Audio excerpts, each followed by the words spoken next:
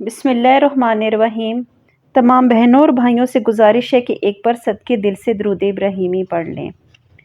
فاروق اعظم رضی اللہ تعالیٰ عنہ کی شہادت اسلام کے ان مصاحب میں سے ہے جن کی تلافی نہ ہوئی ہے نہ ہو سکتی ہے۔ جس دن سے وہ مسلمان ہوئے دین الہی کی شوکت و عزت بڑھتی گئی، اور اپنے عہد خلافت میں تو وہ کام کیے جن کی نظیر کبھی چشم نے دیکھی نہیں، اور جس دن دنیا سے رخصت ہوئے تو مسلمانوں کا اقبال بھی رخصت ہو گیا۔ آپ کی شہادت کا مختصر حال یہ ہے کہ جب آپ اپنے آخری حج سے واپس ہوئے تو وادی مصب میں اپنی چادر سر کے نیچے رکھے ہوئے لیٹے ہوئے تھے۔ چاند کی طرف جو دیکھا تو فرمانے لگے کہ دیکھو، ابتدا میں یہ کمزور تھا، پھر بڑھتے بڑھتے پورا ہو گیا، اور اب پھر گھٹنا شروع ہو گیا۔ یہی حال دنیا میں تمام چیزوں کا ہے۔ اور پھر فرمایا کہ اے اللہ پاک، میں بہت کمزور ہو گیا ہوں، اس سے قبل کہ مجھ سے فرائض خلافت میں کچھ قصور ہو، مجھے دنیا سے اٹھا لے۔ اس کے بعد آپ مدینے پہنچ کر آپ نے خواب دیکھا کہ ایک سرخ مرغ نے آپ کے شکم مبارک میں 3 چونچیں ماری۔ آپ نے یہ خواب لوگوں سے بیان کیا اور فرمایا کہ میری موت کا وقت قریب ہے۔ اس کے بعد یہ ہوا کہ ایک روز اپنے معمول کے مطابق بہت سویرے نماز فجر کے لیے مسجد تشریف لے گئے۔ اس وقت درہ آپ کے ہاتھ میں ہوتا تھا اور سونے والوں کو اپنے درے سے جگاتے تھے۔ مسجد پہنچ کر نمازوں کی صفیں درست کرنے کا حکم دیتے تھے۔ اس کے بعد نماز شروع فرماتے اور نماز میں بڑی بڑی صورتیں پڑھتے تھے۔ اس روز بھی آپ نے ایسا ہی کیا۔ ابھی نماز شروع ہی کی تھی کہ صرف تکبیر تحریمہ کہنے پائے تھے کہ ایک مجوسی کافر ابو لولو نے، جو حضرت مغیرہ رضی اللہ تعالیٰ عنہ کا غلام تھا، ایک زہر آلود خنجر لیے ہوئے مسجد کی محراب میں چھپا بیٹھا تھا۔ آپ کے شکم مبارک میں 3 زخم کاری اس خنجر سے لگائے، جس سے آپ اسی وقت بے ہوش ہو کر گر گئے، اور حضرت عبد الرحمن بن عوف رضی اللہ تعالیٰ عنہ نے آگے بڑھ کر بجائے آپ کی امامت کی مختصر نماز پڑھا کر سلام پھیرا۔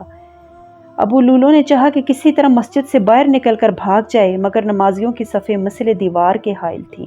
نکل جانا آسان کام نہ تھا، لہٰذا اس نے صحابیوں کو بھی زخمی کرنا شروع کر دیا۔ اس طرح 13 صحابی اور زخمی ہوئے، جن میں سے 7 جو ہیں وہ جاں بحق ہو گئے۔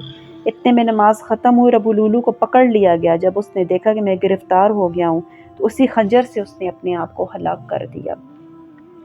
اتنا بڑا عظیم الشان واقعہ ہوا، مگر کسی مسلمان نے نماز نہیں توڑی، نماز پورے اطمینان کے ساتھ ختم کی۔ نماز کے بعد حضرت عمر فاروق کو لوگ اٹھا کر ان کے مکان پر لے گئے۔ تھوڑی دیر کے بعد آپ کو ہوش آیا اور آپ نے فجر کی نماز اسی حالت میں ادا کی۔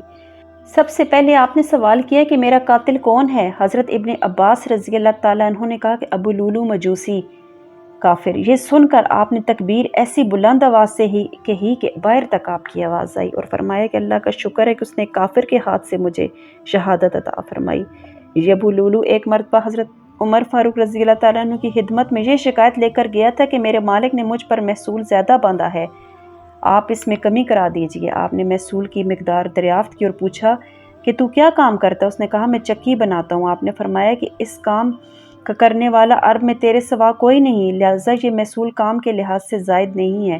پھر آپ نے فرمایا کہ ایک چکی ہمارے لیے بھی بنا دے۔ اس نے کہا بہت اچھا، آپ کے لیے ایسی عمدہ چکی بنا دوں گا کہ تمام دنیا میں اس کی شہرت ہوگی۔ آپ نے فرمایا دیکھو، یہ غلام مجھے قتل کی دھمکی دیتا ہے۔ کسی نے کہا امیر المومنین آپ حکم دیں تو ابھی اس کو گرفتار کر لیا جائے۔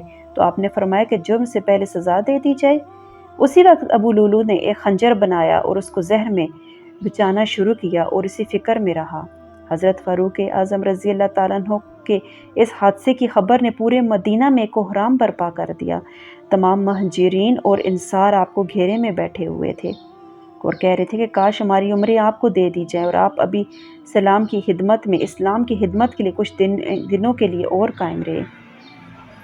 دوا و علاج کی بھی کوشش کی گئی، مگر کوئی تدبیر کارگر نہ ہوئی۔ جب صحابہ کرام کو یہ معلوم ہوا کہ اب آپ کی زندگی میں کوئی توقع نہیں ہے تو اس وقت عجیب حسرت سب کو تھی۔ سب نے جا کر آپ سے کہا اے امیر المومنین، اللہ تعالیٰ آپ کو جزائے خیر دے، آپ نے کتاب اللہ کی پیروی کی اور حضرت صلی اللہ علیہ وآلہ وسلم کی سنت پر عمل کیا۔ اس کے بعد آپ نے حضرت صہیب رضی اللہ تعالیٰ عنہ کو اپنی جگہ پر امام نماز بنا دیا اور فرمایا میرے بعد 3 دن کے اندر اندر خلیفہ کا انتخاب کر لینا۔ پھر اپنے صاحبزادے حضرت عبداللہ سے فرمایا کہ ام المومنین حضرت عائشہ کے پاس جاؤ اور میری طرف سے سلام عرض کرو اور ان سے کہو کہ میری دلی خواہش ہے کہ میں اپنے صاحبین رضی اللہ تعالیٰ عنہ یعنی حضرت صلی اللہ علیہ وآلہ وسلم اور حضرت ابو بکر صدیق رضی اللہ تعالیٰ عنہ کے ساتھ دفن کیا جاؤں۔ اور اگر آپ کو کچھ تکلیف یا نقصان ہو تو پھر جنت البقیع میرے لیے بہتر ہے۔ چنانچہ حضرت عبداللہ بن عمر حضرت عائشہ کے پاس گئے اور امیر المومنین کا پیغام پہنچایا، اور انہوں نے فرمایا کہ وہ جگہ میں نے اپنے لیے رکھی تھی، مگر اب میں نے ان کو اپنے اوپر ترجیح میں ان کو اپنے اوپر دیتی ہوں۔ جس وقت حضرت عبداللہ بن عمر نے آپ کو یہ خبر پہنچائی تو آپ خوش ہوئے اور کہنے لگے، اللہ تیرا شکر ہے کہ میری سب سے بڑی خواہش یہ تھی اور جو تو نے پوری کر دی۔ اس کے بعد نزع کی حالت شروع ہوئی۔ اس حالت میں ایک جوان آپ کے پاس آیا جس کی آزار اس کے ٹخنوں سے اونچی تھی۔ آپ نے فرمایا، اے بھتیجے، ذرا آزار ٹخنوں سے اونچی رکھا کرو، اس میں کپڑا بھی صاف رہتا ہے اور خدا کی اطاعت بھی ہے۔ جب آپ کا جنازہ نماز کے لیے لایا گیا تو حضرت علی رضی اللہ تعالیٰ عنہ نے فرمایا کہ مجھے پہلے سے یہ خیال تھا کہ آپ دونوں کا مدفن بھی رسول پاک صلی اللہ علیہ وسلم کے ساتھ ہوگا، کیونکہ میں سنا کرتا تھا کہ حضرت محمد ہر بات میں اپنے ذکر کے ساتھ آپ دونوں کا ذکر کیا کرتے تھے۔ حضرت علی نے فرمایا کہ میں خدا سے دعا مانگتا تھا کہ یا اللہ، جیسا نامہ اعمال عمر بن خطاب رضی اللہ تعالیٰ عنہ کا ہے، میرا نامہ اعمال بھی ایسا ہو جائے۔ 27 ذی الحج کو بروز چہارشنبہ زخمی ہوئے تھے اور 5ویں دن یعنی یکم محرم کو بروز یکشنبہ 63 سال میں رحلت فرمائی۔ حضرت صہیب رضی اللہ تعالیٰ نے نماز جنازہ پڑھائی اور خاص روزہ نبوی میں حضرت ابوبکر صدیق کے پہلو میں آپ کی قبر مبارک بنائی گئی۔ اس روزہ مقدس کے اندر صرف 3 قبریں ہیں، ایک رسول پاک صلی اللہ علیہ وآلہ وسلم کی، دوسری حضرت ابوبکر صدیق رضی اللہ تعالیٰ عنہ کی اور تیسری حضرت عمر فاروق رضی اللہ تعالیٰ عنہ کی۔ حضرت صدیق اکبر کا سر مبارک اپنے آقائے نامدار صلی اللہ علیہ وسلم کے شانہ اقدس کے برابر ہے۔ حضرت عمر فاروق رضی اللہ تعالیٰ عنہ کی قبر مبارک پائنتی جانب ہے۔